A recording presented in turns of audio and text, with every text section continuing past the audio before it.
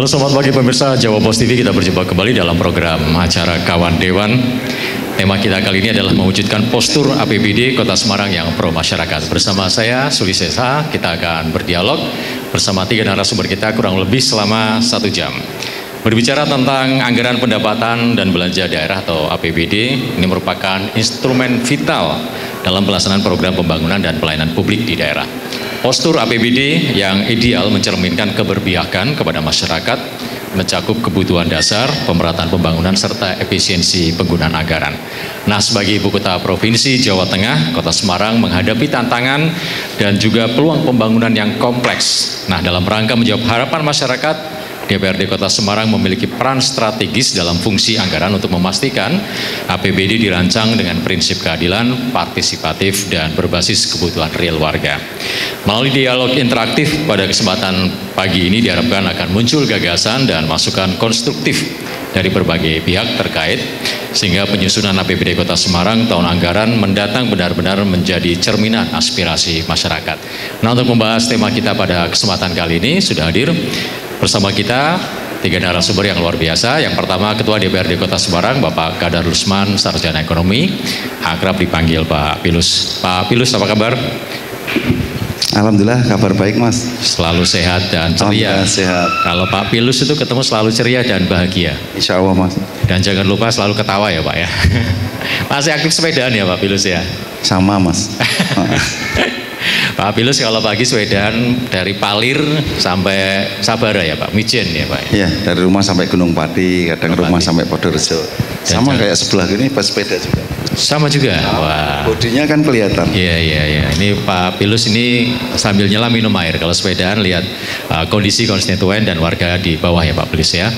Nah, di sebelahnya Pak Pilus, beliau adalah Sekretaris Bapeda Kota Semarang, Bapak Lutfi Eko Nugroho. Dipanggil Pak Lutfi, apa kabar Pak Lutfi?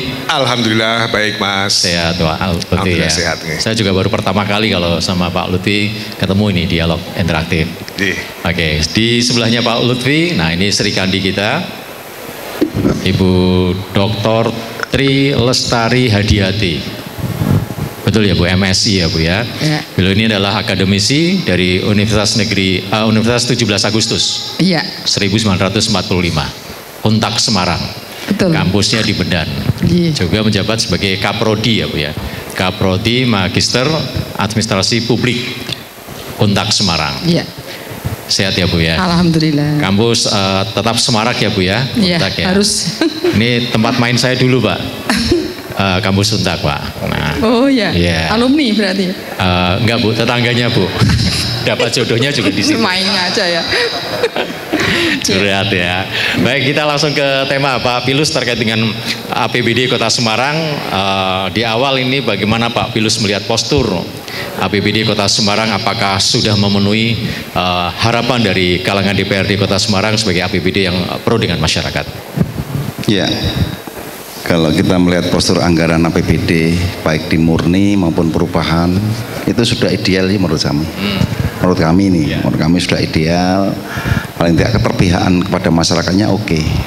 Sehingga kami dan teman-teman selalu sampaikan bahwa kita harus mendorong pemerintah Kota Semarang. Bagaimana caranya program dari APBD itu harus seimbang. Artinya ideal, seimbang, yang paling utama adalah keterpihakan APBD untuk masyarakat.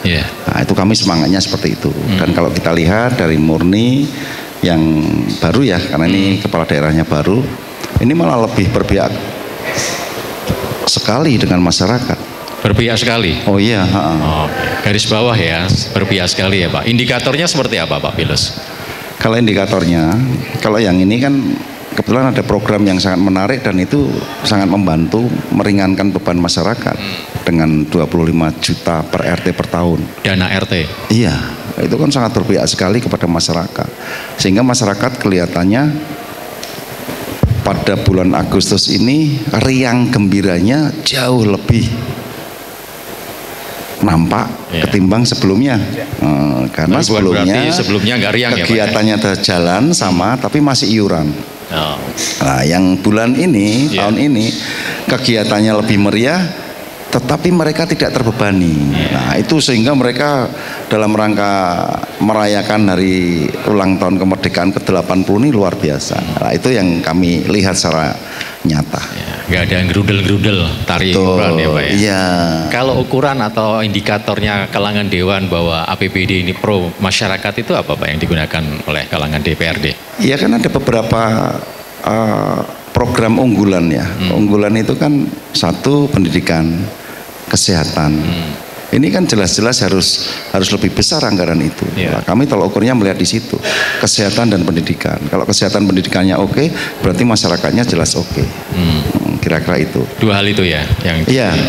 Kalau sarana prasarana ya wajib juga ya, sarana prasarana, infrastruktur wajib. Tapi melihatnya dari pendidikan dan kesehatan dulu itu. Karena ini kan harus terkait. Iya. Sekarang kalau hanya satu dianggarkan besar untuk kesehatan, tapi pendidikannya tidak, ya percuma. Berarti masyarakat ini kan tidak bisa menikmati program-program yang sudah disiapkan oleh pemerintah dengan target jangan ada yang putus sekolah. Nah, semuanya harus sekolah. Nah, ini kan berpihak sekali kepada masyarakat. Itu kebutuhan dasar masyarakat ya Pak Firus ya. Kalau dari Bapeda sendiri, Pak Lutfi, apa yang menjadi prinsip dasar yang digunakan oleh Bapeda dalam menyusun postur APBD yang pro masyarakat ini? Terima kasih. Jadi kalau dari postur APBD, Kota Semarang ini salah satu kabupaten kota yang APBD-nya sehat. Kalau di Jawa Tengah hanya ada 3. Kota Semarang paling sehat, kemudian Kota Surakarta dan Kota Magelang. Walaupun kita tidak bisa apple to apple ya, Kota Surakarta lebih kecil, Magelang bahkan lebih kecil lagi. Indikatornya paling mudah adalah dari belanja pegawai yang membiayai kami ini personal sumber daya manusia di pemerintah kota. Amanatnya dari pemerintah pusat itu tidak boleh lebih dari 30%. Walaupun harusnya batas maksimalnya di 2027. Tapi kami di Kota Semarang sudah merealisasikan itu mulai dari tahun kemarin. Tahun kemarin itu sudah hampir ya 31 sekian persen. 2025 sudah 29%. Di rancangan kami di 2026 kami masih mempertahankan 29% untuk belanja pegawai. Artinya apa? 70% atau 71% sisanya itu adalah anggaran yang bisa dimanfaatkan untuk pembangunan. Tadi Pak Ketua juga sudah menyampaikan pendidikan itu mandatori 20%, kemudian kesehatan kita pimpinan daerah kita, Bu Wali Kota, Pak Wakil Wali Kota itu mengamanatkan ada perluasan untuk Universal Health Coverage, UHC.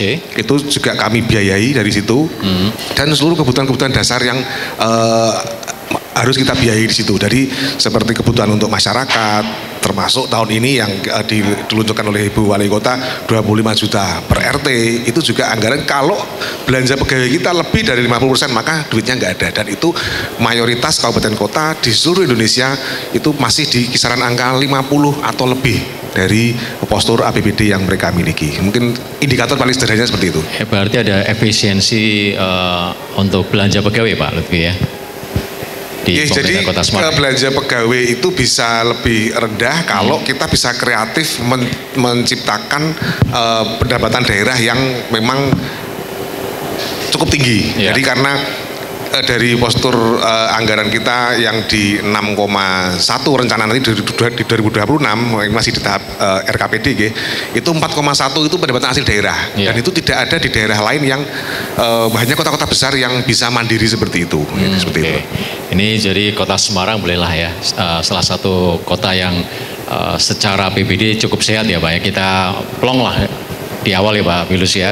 Kalau Bulis sendiri melihat postur APBD Kota Semarang tahun 2025 ini apakah sudah memenuhi harapan kalangan akademisi sebagai APBD yang pro masyarakat? Ya, jadi terkait tadi yang disampaikan Pak Lutfi, kalau memang benar sudah di bawah 30% ya belanjanya ya itu sudah bagus, tapi ingat bahwa dari Undang-Undang HKPD nomor 33 tahun 2004 tentang hubungan keuangan pusat dan daerah itu kan ada harmonisasi tentang apa itu keuangan atau anggaran itu harus diingat. Sekarang ini untuk infrastruktur itu kan minimal Pak, minimal 40%. Terus tadi pendidikan 20%, dan sisanya 20% saya berharap juga bukan untuk ditambah di belanja pegawai, tapi di infrastruktur itu yang bagus minimal ya. Jadi minimalnya 40, jadi bisa 50 misalnya. Itu lebih bagus. Memang di atas kertas Pak, tetapi itu prakteknya yang saya masih ingin bertanya lebih lanjut, apakah yang sekarang bisa demikian, infrastruktur minimal 40%, karena memang masyarakat yang menjadi sasaran dari APBD ini kan harus juga merasakan. Nah memang salah satu contoh itu tadi RT yang per 25 juta per RT, tapi saya mendapat info itu ada 5% yang tidak ambil. Nah itu kalau memang itu pro rakyat, kenapa ada yang tidak ambil tuh RT di Semarang ini? Nah ini kalau memang tidak, ya saya memang harus meneliti ya, tapi kan ini masih berjalan sih. Semoga itu 100% gitu kita berharapnya, karena memang pro rakyat ya, harusnya masyarakat itu semua nggak ada yang menolak gitu. Kalau memang itu pro rakyat betul. Oke. Baik, Bu Lis, nanti pertanyaannya Bu Lis akan dijawab oleh Pak Lutfi ya di sesi berikutnya. Kita akan break dulu, teman-teman dan juga pemirsa Jawa Post TV. Kita akan break sejenak, dan jangan lupa dialog interaktif kita kali ini juga Anda bisa dengarkan di Radio Radik 99,3 FM. Kita akan kembali setelah pariwara berikut ini.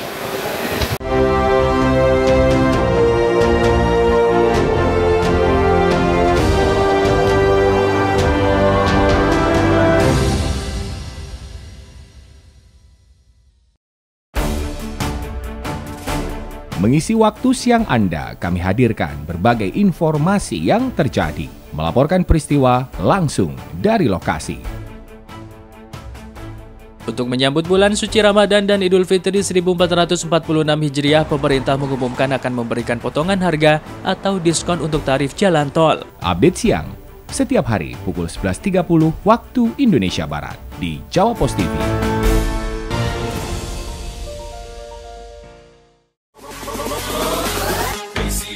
Saksikan Auto Madness, program acara yang menghadirkan informasi seputar dunia otomotif di Indonesia. And this is Auto Madness, bisa dipakai oleh semua masyarakat. Begitu udah jadi itu sesuai dengan ekspektasi saya. Butuh suplai angin yang kencang juga untuk panas mesin. Menaungi seluruh komunitas di Jawa Timur.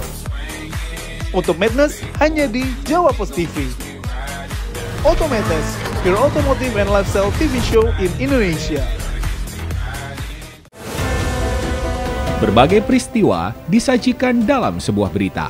Berbagai informasi disajikan sesuai fakta. Usai ramai menjadi perbincangan terkait kasus korupsi di tubuh Pertamina serta adanya BBM oplosan, Menteri Badan Usaha Milik Negara mengaku akan melakukan evaluasi secara menyeluruh di tubuh anak perusahaan PT Pertamina. Dikemas dalam program Update Petang setiap hari pukul 18 waktu Indonesia Barat di Jawa Post TV.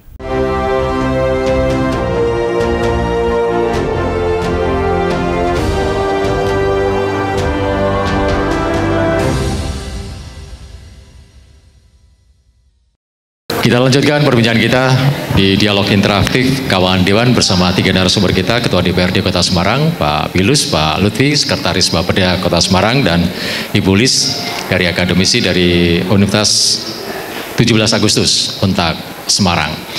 Menjawab pertanyaan Bu Lis tadi, Pak Lutfi mungkin bisa menjawab. Ada 2 pertanyaan Bu ya. Yang pertama terkait dengan anggaran infrastruktur 40% dan juga dana RT. Ternyata baru 5% ya Bu ya, yang terserap ya. Monggo Pak Lutfi bisa disampaikan. Terima kasih. Jadi kalau bicara postur anggaran, kami baik di eksekutif maupun di legislatif agak gagah Mas.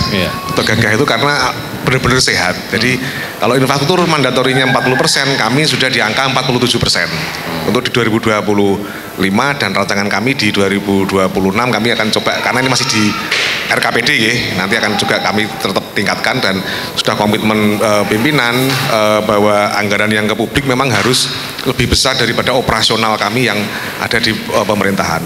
Kemudian yang untuk anggaran 25 juta kenapa tidak terserap 5%? Prinsipnya anggaran itu adalah sesuai kebutuhan. Kalau memang mereka tidak butuh, misal ini Bu, misal ada beberapa perumahan yang ada di, memang misal di mereka RT aja nggak ada misalkan, misal di perumahan-perumahan yang memang menengah ke atas gitu. dan mereka nggak butuh ya jangan diada dengan butuh gitu kan. Saya pikir nanti ini juga jadi karena ini masih jalan nih, nanti 25 ini nanti kita evaluasi, yang 26 nanti seperti apa, nanti kita juga akan rumuskan berikutnya, dan ini proses monitoring dan evaluasi juga terus masih jalan. Kenapa mereka nggak ngambil seperti apa, dan itu adalah salah satu bentuk komitmen dari pimpinan kami, Ibu Wali Kota dan Bapak Wali Kota untuk mendistribusikan anggaran sampai ke titik terbawah ekonomi supaya ikut menggeliat seperti itu. Itu kalau dana RT itu benar Pak, apakah betul tidak boleh digunakan untuk infrastruktur atau digunakan untuk kegiatan fisik? Ya kalau untuk kegiatan fisik memang kan kita sudah ada alokasi yang dulu bersumber dari Musrenbang, dari tingkat rembuk RW sampai kelurahan, kecamatan dan tingkat kota, itu ada komponen memang fisik yang kemudian nanti di 2026 ini akan dilimpahkan kepada dinas teknis, karena evaluasi kami selama ini berjalan dikerjakan oleh kecamatan dan kelurahan, spesifikasi teknisnya memang agak merepotkan kami, jadi nanti tapi duitnya masih tetap ada, dan proses Musrenbang itu bagian dari proses partisipatif untuk penganggaran. Satu itu, yang kedua juga ada jalur satu lagi lewat legislatif, ada pokir, itu juga anggaran yang untuk infrastruktur. Nah 25 juta itu kalau untuk dibelanjakan untuk infrastruktur nggak sampai, duitnya nggak bakal cukup, karena sudah ada infrastruktur, alokasi kami di infrastruktur itu sudah ada. Mereka hanya kalau kebutuhan-kebutuhan yang mendesak, yang kecil-kecil, misal jalan hanya berlubang dua titik, kemudian ada bu atau kanstin yang agak rusak sedikit, itu masih bisa. Masih boleh. Seperti itu masih bisa. Oke, jadi clear ya. Jadi kalau untuk yang gede-gede sudah ada anggarannya Pak ya. Pak Pilus, kalau untuk pembahasan APBD di tingkat legislatif, tantangan utama saat pembahasan itu seperti apa Pak? Bisa digambarkan? Kalau selama ini nih sebetulnya tantangan terberatnya itu apa ya Mas? Nggak ada sih ya. Artinya nggak ada itu gini, bukan berarti kita itu nggak mau tantangan, tapi kan kita ini pada saat akan melakukan pembahasan, kita tunggu nih dari kepala daerah, berkirim surat dulu kepada pimpinan DPRD atau ketua DPRD untuk dijadwalkan pembahasan anggaran. Nah dari situlah kita dan teman-teman badan anggaran itu kan melihat secara umum dari materi atau berkas atau buku gede ya, buku besar yang dikirim ke kita, itulah disitulah kita akan melihat. Walaupun kadang-kadang kita baca 2 hari aja nggak cukup itu. Tapi kan 2 hari nggak cukup Pak? Nggak cukup, setebel 10 cm itu kan ya berat lah. Kayak disertasi gitu Pak ya? Ya, paling kita melihat kerangka besarnya apa-apa saja. Kalau memang kita lihat dari awal sebelum pembahasan itu ada sesuatu yang mungkin kok kurang berpihak atau postur anggarannya seperti yang disampaikan Mas Lutfi tadi ya, artinya belanja pegawainya lebih besar lah, itu kami akan melakukan mengkritisi di situ supaya postur anggaran itu benar-benar berpihak kepada masyarakat, infrastrukturnya pun juga harus diperhatikan karena sama seperti yang disampaikan Bu Lis tadi. Kalau infrastruktur ini anggarannya kurang dari 40% semisal, lah kondisi kota ini juga semakin terpuruk karena namanya pembangunan ini kan harus berkelanjutan terus. Tidak ada program pembangunan sekali bangun sudah selesai, tidak. Ini dibangun yang sana rusak, sana dibetulin yang sana rusak. Jadi itu terus. Belum yang program-program yang unggulan yang diprioritaskan itu dibangun, belum perawatan, belum untuk pemeliharaan yang lain, sehingga itu harus gede lah. Kita melihatnya di situ, kesehatannya seperti apa, anggaran untuk kesehatan, pendidikannya seperti apa. Kalau itu clear dan dari wali kota atau kepala daerah atau TAPD atau tim pemerintah Kota Semarang sudah menyampaikan postur anggaran seperti itu, ya sudah, kita hanya evaluasi dikit-dikit yang sekiranya kurang apa, kita berikan masukan di situ. Itu kan dengan kalangan eksekutif ya Pak Pilus ya. Kalau dengan penyerapan aspirasi masyarakat sendiri seperti apa Pak? Lah kalau penyerapan aspirasi masyarakat ini kan ada berapa sumber ini. Artinya ada beberapa pintu. Ada juga yang langsung kepala daerah. Terus dari masing-masing OPD ini kan juga ada masukan-masukan dari masyarakat masuk ke dinas terkait atau dinas teknis di situ. Kemudian pokok-pokok pikiran banyak yang melalui anggota dewan. Terus ada yang namanya usulan yang masuk dari masyarakat, RT ke musrenbang. Jadi banyak hal lah, banyak pintu. Jadi masyarakat itu sudah tidak kesulitan lagi. Manakala masyarakat ini menemukan, melihat di wilayahnya kok dianggap kurang pas infrastrukturnya, tinggal mereka ada nggak sih dewan yang di sekitar itu, sampaikan di sana. Langsung ya. Langsung. Kemudian bisa melalui lewat kelurahan, kecamatan atau dinas atau langsung wali kota. Jadi banyak banyak link, banyak jalan untuk menyampaikan aspirasi sehingga tidak ada lagi masyarakat Kota Semarang kesulitan. Nah, justru kalau ada masyarakat Kota Semarang kesulitan untuk menyampaikan aspirasi, itu akan dipertanyakan. Di situ ada nggak sih wakil rakyatnya pertama gitu.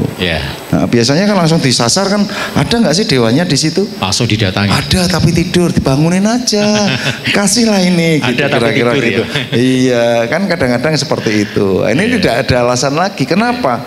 Karena mereka sudah bersusah payah dan berjuang bersama.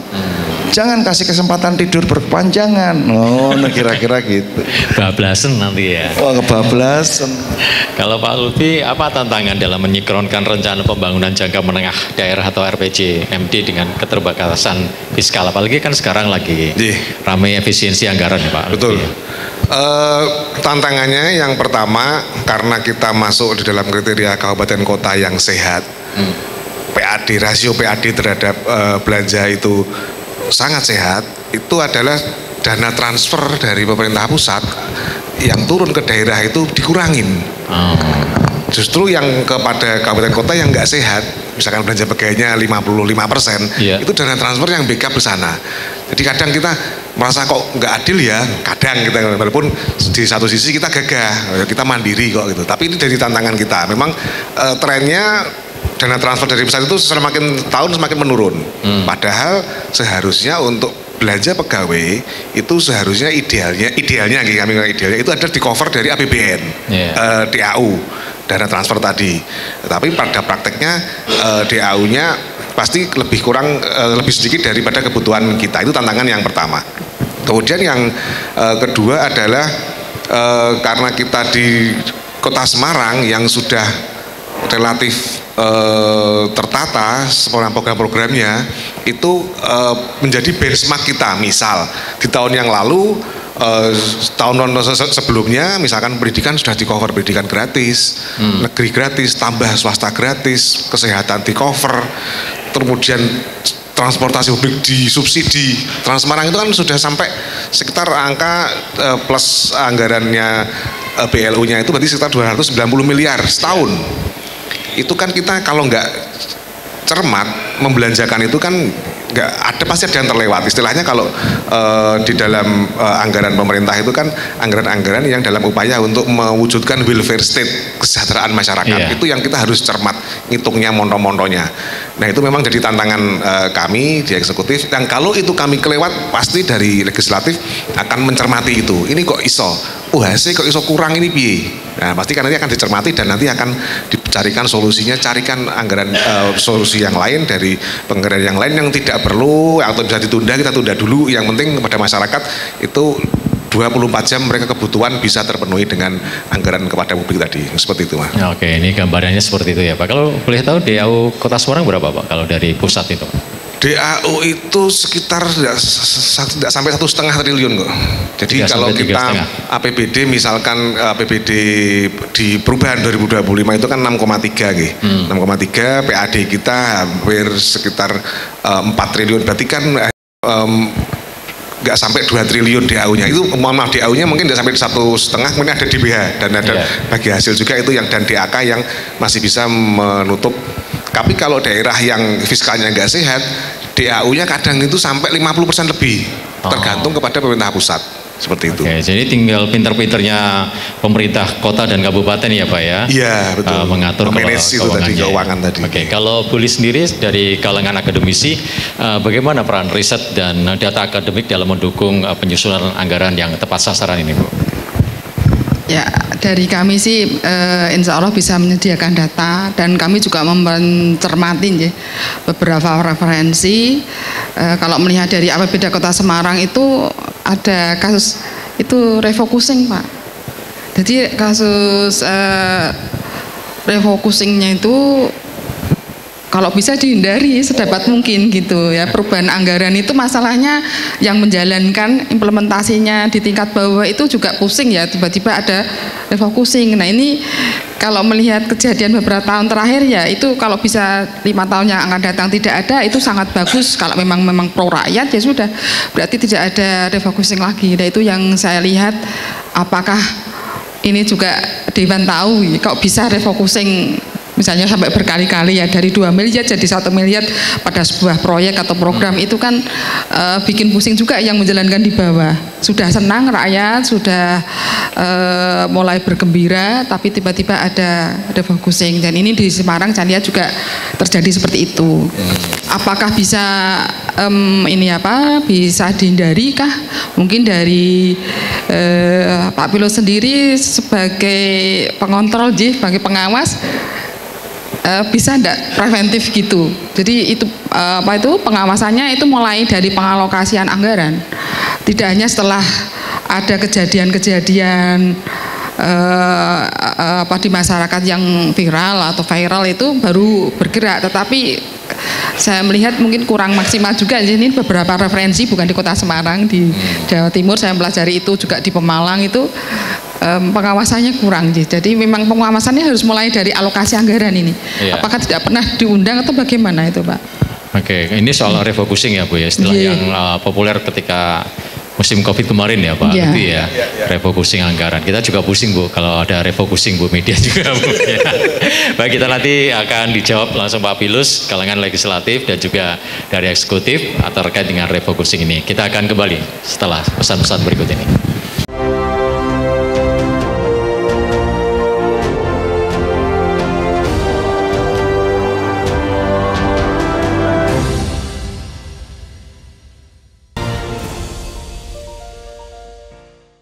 Mutiara Islam, tayangan religi membahas berbagai persoalan kehidupan di masyarakat dengan kajian dari sudut pandangan Islam.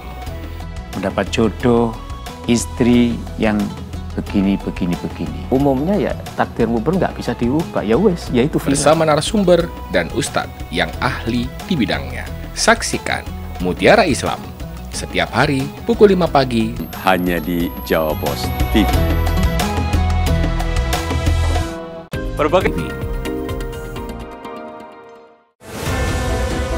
Berbagai peristiwa disajikan dalam sebuah berita. Berbagai informasi disajikan sesuai fakta.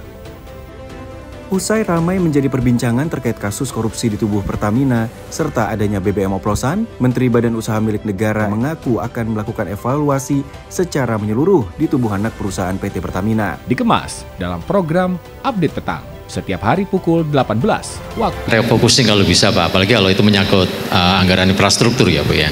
Monggo Pak, lebih tanggapannya. Kalau saya dari sisi pertanahan juga pengennya seperti itu. Cuman kita mengalami di 5 tahun terakhir, kita ambil 5 tahun. Nggak pusing ya Pak ya? Nggak pusing, refocusing yang bikin pusing gitu. 5 tahun terakhir yang jelas kita pernah melewati masa-masa sulit ya. Periode Covid 2020, 2021, 2020 bahkan sampai 80 lebih dari hampir 90%. Yang di situ karena pendapatan negara di pusat juga berkurang, pendapatan daerah berkurang karena pembatasan aktivitas, kemudian harus direfocusing kepada sektor kesehatan karena memang fokus di waktu itu di situ. 2020, 2021 sudah mulai agak menggeliat dan semakin kesini alhamdulillah semakin baik. Nah 2025 kemudian yang muncul Inpres 1 tahun 2025 tentang efisiensi, sebenarnya Kota Semarang nggak begitu kena ombaknya.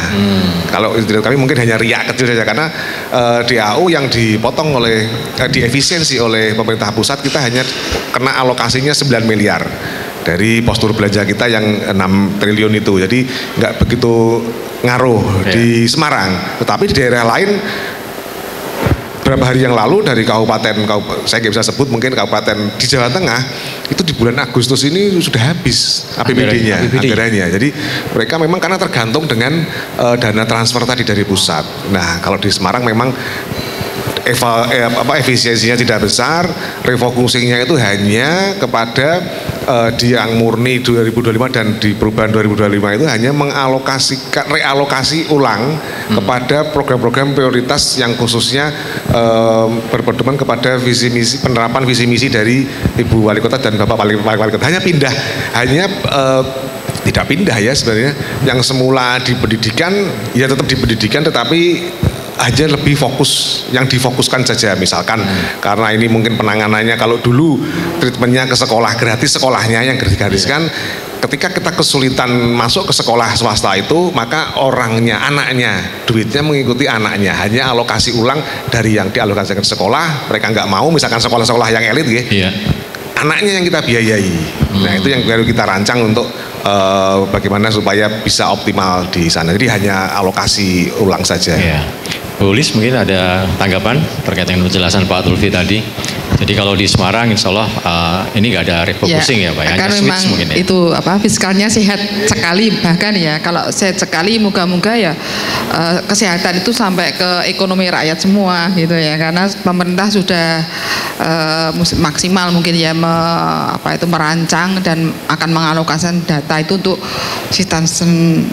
untuk rakyat lah, untuk warga negara semua di Kota Semarang. Nah ini moga-moga benar, tetapi juga saya mohon mungkin dari pihak legislatif itu pemantauan atau pengawasannya juga mungkin harus sampai ke lapangan juga.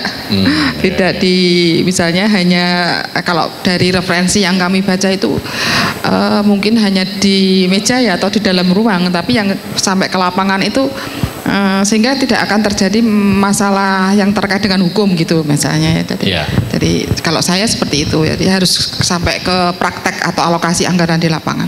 Nah bicara soal pengawasan ini tugas legislatif juga nih Pak, sejauh mana nih pengawasan atas realisasi anggaran APBD ini tidak sekedar formalitas tapi benar-benar nyata nih Pak Pilus, bukan hanya sekedar antara di bawah meja ya Bu Lis ya, monggo Pak Pilus. Iya, kalau melihat fungsi memang kami punya 3 fungsi. Yang satu fungsi budgeting, terus fungsi pembuatan perda, legislasi, dan fungsi pengawasan. Itu memang kita lakukan, tetapi kan pengawasan kita itu mulai dari pembahasan itu sudah fungsi pengawasan dan pembahasannya sudah melekat di situ. Makanya tiap kali pembahasan di akhir rekomendasinya pasti kita memberikan rekomendasi kepada wali kota atau TAPD agar dana tersebut dilaksanakan dengan sebaik-baiknya bla bla bla bla. Kemudian harus kualitasnya harus lebih baik dari tahun yang lalu semisal. Jadi kami selalu lah artinya memberikan sebuah rekomendasi agar ini benar-benar dilaksanakan, jangan sampai menyalahi aturan bla bla bla bla. Itu kan sebetulnya rekomendasi yang wajib dilaksanakan. Itu langsung kita rekomendasi di situ. Kemudian setelah kita selesai pembahasan kan kembalilah ke sana semuanya. Ke eksekutif. Ke eksekutif yang belanja, yang melaksanakan semuanya di sana. Kami sesuai dengan fungsi lagi kembali ke fungsi pengawasan. Masing-masing komisi ini kan bermitra dengan dengan OPD-OPD itu atau dinas-dinas. Dari situlah mereka di masing-masing komisi itu juga melakukan pengawasan sesuai dengan kemitraan. Dari yang dibahas itu sama nggak sih di lapangan? Tetapi kembali lagi personel kami kan terbatas. Makanya kami minta juga bantuan dari seluruh masyarakat, stakeholder yang ada, tokoh semuanya lah, dari akademisi atau dari mana-mana. Di lingkungannya kan pasti ada kegiatan-kegiatan yang dibiayai oleh APBD. Nah, dari situlah masyarakat kita berikan kesempatan untuk bisa menyampaikan manakala menemukan, melihat anggaran dari APBD yang dilakukan oleh dinas terkait dengan fisik atau terkait non fisik itu bisa menyampaikan. Justru itulah yang kami harapkan. Kenapa? Kalau dari masyarakat murni, usulannya atau perhatiannya atau kontrolnya itu murni, langsung nggak ada tendensi apa-apa. Tapi kalau yang melaporkan yang lain, itulah yang kadang-kadang jadi persoalan, kira-kira gitu.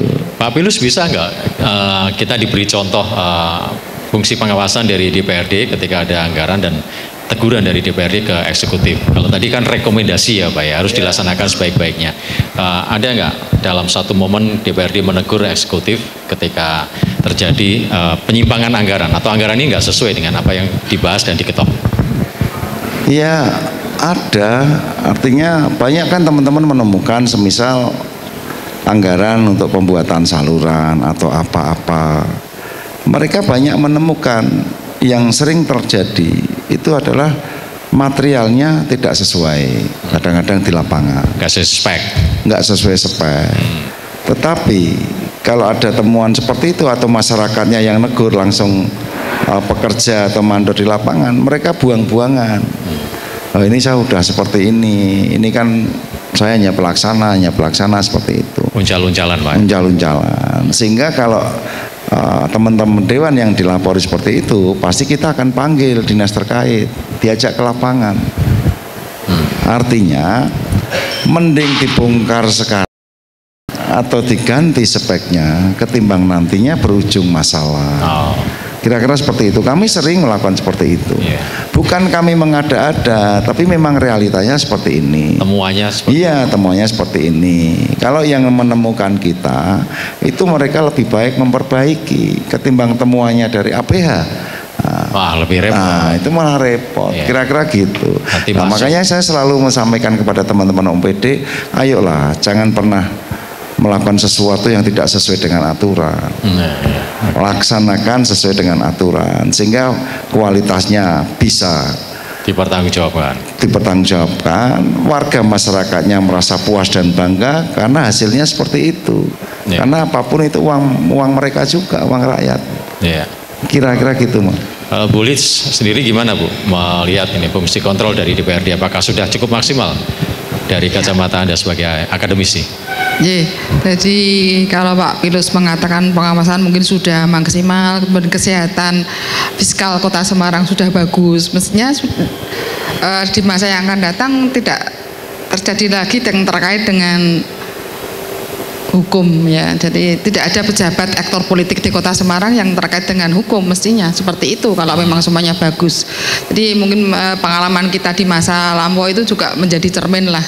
Jadi walaupun menjadi aktor politik ya yang jujur dan amanah. Nah ini yang jujur dan amanah ini terseleksi apa enggak? Biasanya kan hanya simbolis aja ya seleksi itu. Tapi kalau itu memang sudah dilakukan ya jujur dan amanah ini memang berat.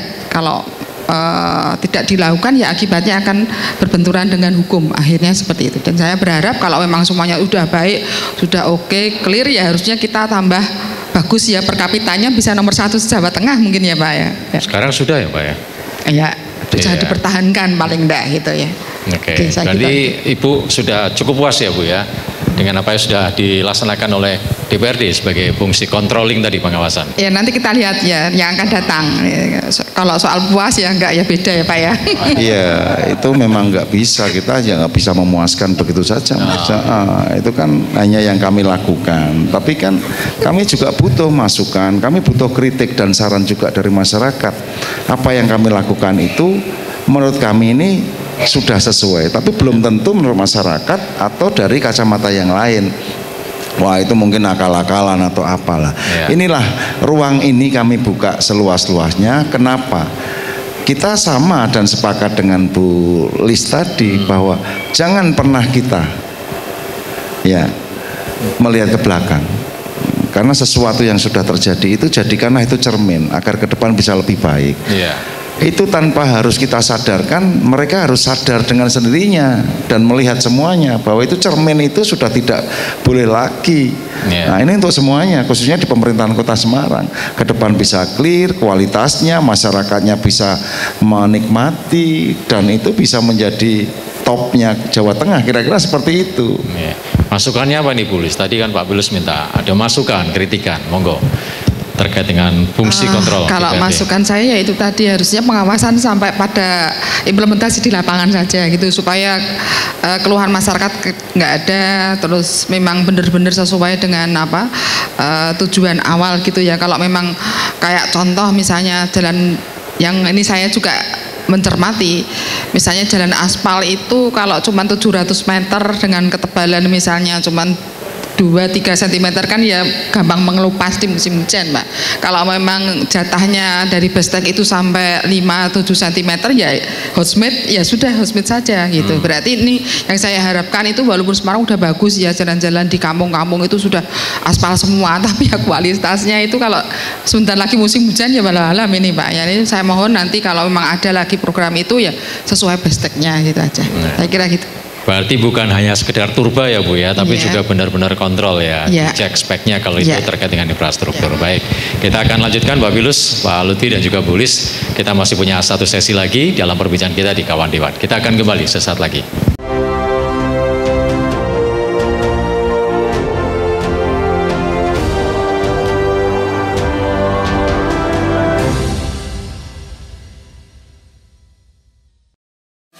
Hei tuan-tuan dan nyonya-nyonya, siap-siap diajak muterin spot kuliner paling hits, paling ngenyangin, dan pastinya paling wena.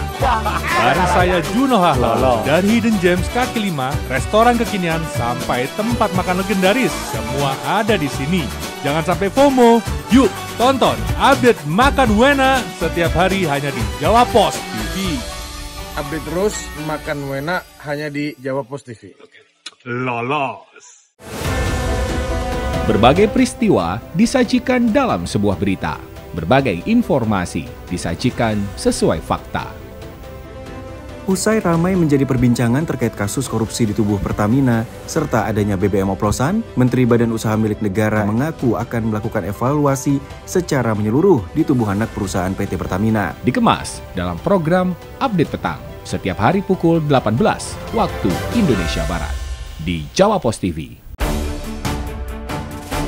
Mengisi waktu siang Anda, kami hadirkan berbagai informasi yang terjadi, melaporkan peristiwa langsung dari lokasi. Untuk menyambut bulan suci Ramadan dan Idul Fitri 1446 Hijriah, pemerintah mengumumkan akan memberikan potongan harga atau diskon untuk tarif jalan tol. Update siang, setiap hari pukul 11.30 waktu Indonesia Barat di Jawa Post TV.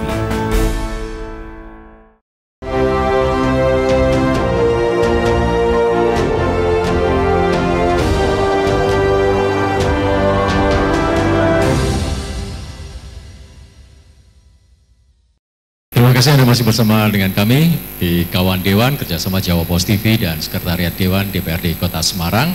Dan Anda juga bisa mendengarkan siaran kita di Radio Radix 99 di gelombang 99,3 FM. Tadi di akhir tadi Bu Lis meminta agar kalangan Dewan ini benar-benar turun ke bawah ya, ngecek langsung ya Bu ya, nggak hanya sekedar turun-turun asal turun gitu ya. Lihat-lihat doang gitu kan, foto-foto biasanya gitu Pak ya. Di share nggak tahu di mana, wah buat medsos, wah sudah turun ke bawah ini udah lihat-lihat ngecek. Tapi implementasi hasilnya gimana? Ternyata seminggu kemudian rusak jalannya. Gimana nih tanggapan Pak Bilus? Ya ini menarik loh. Makanya yang dibutuhkan, kami ini butuh masukan, butuh saran, kritik sekalipun wajib ada dari masyarakat dan seluruh kalangan yang ada di Kota Semarang, dari akademisi, dari tokoh masyarakat, dari masyarakat itu sendiri, dari mana-mana lah boleh, termasuk ormas semuanya, supaya kami itu ada kontrolnya, bahwa apa yang kami lakukan itu belum tentu sama yang mereka harapkan, sehingga dari masukan itu kami bisa berkoreksi diri, bisa introspeksi, sehingga lebih menarik lagi kayaknya dengan tadi sampaikan, Dewan itu harus turba, wajib hukumnya harus turun, tidak hanya selfie kan, tapi turun benar-benar turun itu menyerap, melihat, mendengar, jadi fungsi mata telinga kita harus kebuka di situ. Jadi di samping kita melihat, kita juga mendengar. Nah, disitulah pasti kita akan tahu pokok persoalan yang ada. Tapi kalau jarang turun ya, apalagi ngelihat fisiknya, mendengar aja dia nggak mau. Lokasinya aja nggak. Lokasinya sebelah mana, hanya orang-orangnya aja yang turun. Itu di sana, tapi nggak tahu persis kondisi. Orang-orangnya itu berarti orangnya anggota dewan itu, Pak. Nah, ini yang saya sepakat, ini harus turun, betul. Nah, terus tadi apa yang disampaikan oleh Bu Les tadi terkait dengan kualitas. Kualitas pekerjaan, contoh misal aspal semisal. Sarannya Bu Li saya sepakat. Semisal itu cukup hanya 500 meter sesuai spek, ya sudah 500 meter aja. Jangan dipasangkan. Jangan dipanjangkan. Kalau dipanjangkan pasti turun tebalnya, kira-kira gitu. Terus apa resikonya? Sekali hujan rampung hilang itu, kembali lagi pasirnya kelihatan, kira-kira gitu. Ya, saya juga nggak setuju. Saya nggak setuju.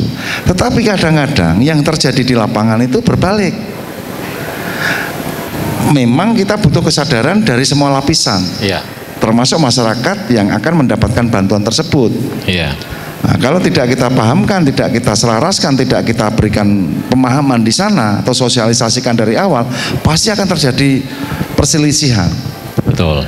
Apalagi ada beberapa rumah yang tidak terlewati karena sudah selesai panjangnya volumenya itu. Ada beberapa rumah yang tidak selesai, ngamuklah mereka. Karena takut tidak kebagian, piye carane dipletrek wes, yang penting omahku nyampe. Nah, itu yang terjadi. Banyak. Sehingga ketebalannya akan berkurang dan ini resiko buat pelaksana. Resiko buat kontraktor atau pemenang yang ada di sana. Orang dituruti nanti diganggu pekerjaannya, dituruti nanti ada pemeriksaan dia kena. Dilema ya. Ini dilema. Makanya kami mohon sekali dengan seluruh masyarakat yang berkepentingan di sana, semuanya harus bisa memahamkan dan sama-sama bisa menyadari dan bisa memberikan keyakinan kepada atau meyakinkan kepada masyarakat bahwa ini sementara biar di sini dulu, nanti berikutnya akan turun lagi bantuan di sini. Itu dewan yang bisa menyampaikan seperti itu. Belum tentu kalau lurahnya di sana menyampaikan, lurahnya nggak paham lingkungan, kadang-kadang mereka malah nggak didengerin. Tapi kalau dewannya yang turun menjelaskan, insya Allah masyarakatnya akan bisa menerima dan memahami. Malah diamuk nanti, Pak. Malah diamuk. Kira-kira gitu. Oke, cukup puas ya Bu Lis. Ini kalau Pak Pilus saya yakin turba, benar-benar turun ya, ngecek benar ya Pak ya. Sepedaan, makanya naik sepeda kalau turun itu biar gampang berhentinya ya Pak ya, biar bisa merasakan ini jalannya geronjal atau enggak gitu ya. Harus masuk belusuan. Kalau Pak Lutfi sendiri, kalau untuk sektor yang sekarang menjadi skala prioritas APBD Kota Semarang, sektor mana saja nih Pak Lutfi? Jadi seperti yang sudah kami tuangkan di dalam RPJMD Kota Semarang, jadi janji politiknya Bu Agustin dan Pak Iswar selama 5 tahun ini kan dituangkan, diformalkan di dalam RPJMD, dan setiap tahun itu ada tema prioritas pembangunan setiap tahunnya. Dan kami juga harus mengacu kepada inline dengan yang ada di pusat dan provinsi. Paling tidak kami dengan provinsi ini, karena bagian dari Provinsi Jawa Tengah inline. Prioritas Jawa Tengah di tahun 2026 ini adalah di penumpu pangan.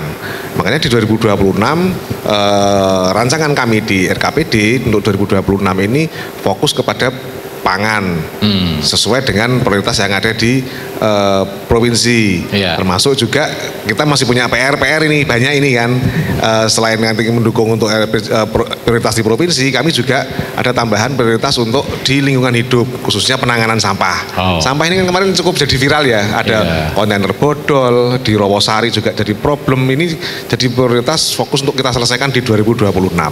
Nanti 2027 kalau itu selesai di pangan dan lingkungan, 2027 nanti kita akan fokus kepada pariwisata dan ekonomi. 2028 kepada penyelesaian infrastruktur strategis. 2029 kalau itu sudah bisa selesai semua, maka kita akan fokus kepada peningkatan daya saing. Nah, seperti itu. Jadi tema prioritas itu, dan anggaran support dari seluruh perangkat daerah itu nanti ke arah sana. Jadi pimpinan kami Bu Wali Kota sudah menghendaki semua yang dilaksanakan oleh perangkat daerah di tahun 2026 harus termainstreamkan di dalam dua prioritas 2026 tadi, pangan dan lingkungan. Jadi kami ada mencermati satu persatu itu. Jadi semua item itu ini ada, kalau nggak ada mendukung pangan atau lingkungan nanti dulu. Prioritas dulu, karena prioritas dulu. Ya, kalau kemudian ini mendesak ini ada nggak, mana ini dengan prioritas provinsi, karena kan kami juga wajib menerjemahkan 136 prioritas provinsi yang harus juga kita laksanakan di Kota Semarang, seperti misal Kecamatan Berdaya atau yang di pemerintah pusat ada Koperasi Merah Putih dan lain sebagainya, kita juga harus mendukung ke sana. Jadi seperti itu di prioritas. Oke, kalau seberapa besar Pak Lutfi ruang fiskal Kota Semarang saat ini dan bagaimana mengoptimalkannya? Tadi seperti yang sudah kami sampaikan, proporsi PAD terhadap belanja kami sudah di atas 60%. Jadi masih agak longgar, tetapi kalau kemudian tadi berusaha mewujudkan welfare state tadi, beban memang itu cukup besar. Nah, memang kita harus, tantangannya adalah cermat tadi. Cermat mana yang ini benar-benar jadi prioritas dan menyentuh kepada masyarakat, mana yang itu bisa kita kerjakan dalam tahapan. Kalau ini nggak langsung pada masyarakat, oke lah kita bertahap dulu.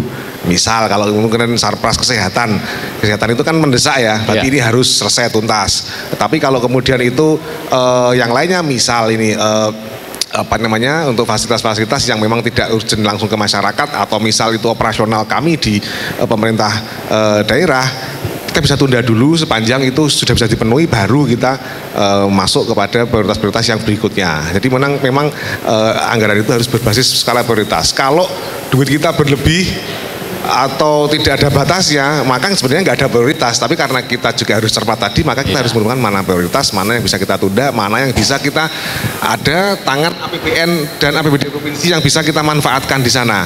Kita bisa komunikasi dengan pemerintah pusat. Nggak mungkin kita bisa menyelesaikan misalkan banjir kanal barat dan banjir kanal timur tanpa APBN. Itu kan komunikasi kita ya. Betul. Itu juga salah satu tantangan kami, Bu Wali Kota dan Pak Wakil dan seluruh pasukannya untuk bisa selalu komunikasi baik, harmonis dengan pusat maupun provinsi, seperti itu. Kalau Pak Apelus dari kalangan Dewan DPRD Kota Semarang, apa strategi DPRD Kota Semarang ini untuk menjaga keseimbangan antara kebutuhan pembangunan fisik dan non fisik seperti itu, anggaran kesehatan dan pendidikan? Kalau untuk menjaga keseimbangan, yang pertama komunikasi. Komunikasi. Ya, komunikasi itu dua arah. Komunikasi terhadap eksekutif, komunikasi juga terhadap seluruh anggota di sana. Nah, dan anggota juga harus komunikasi kepada masyarakatnya. Diturunkan kepada. Iya. Sehingga semuanya kalau itu dilakukan dengan baik, insya Allah hasilnya juga akan baik juga. Jangan pernah kita ini artinya menjaga atau mungkin membatasi komunikasi. Nanti akan terjadi kerancuan di situ. Kadang-kadang ada keinginan dari kepala daerah yang punya program yang mestinya itu harus dikawal karena ini menyangkut program dari pusat.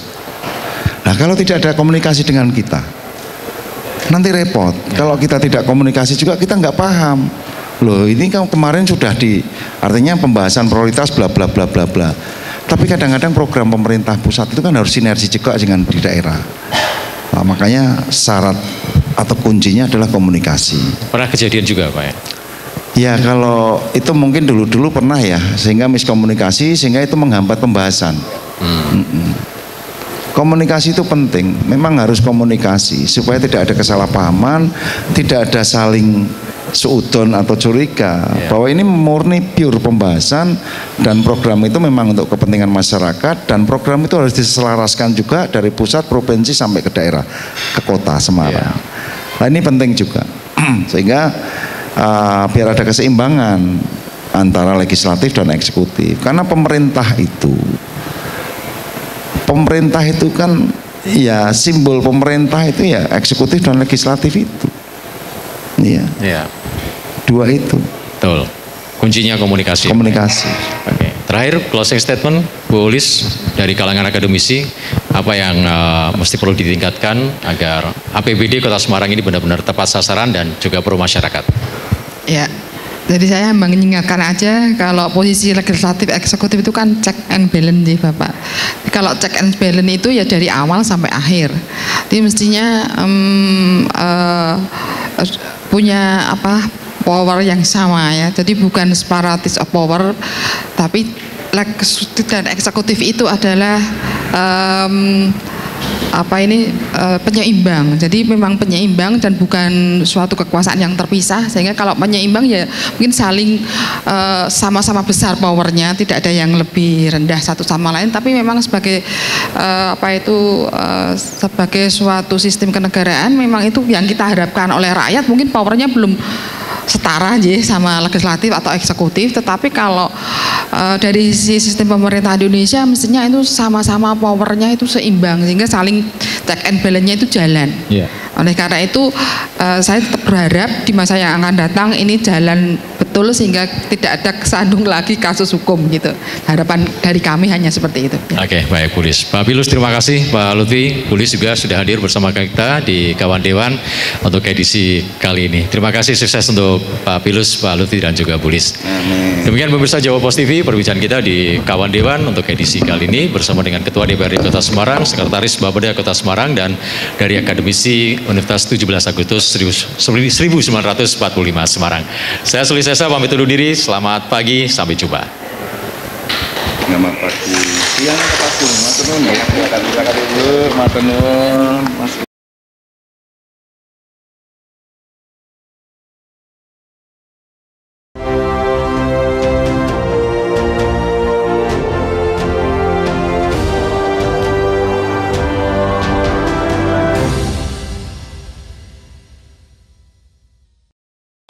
Hei tuan-tuan dan nyonya-nyonya, siap-siap diajak muterin spot kuliner paling hits, paling ngenyangin, dan pastinya paling wena. Bareng saya Juno Hahlo, dari Hidden Gems kaki 5, restoran kekinian sampai tempat makan legendaris, semua ada di sini.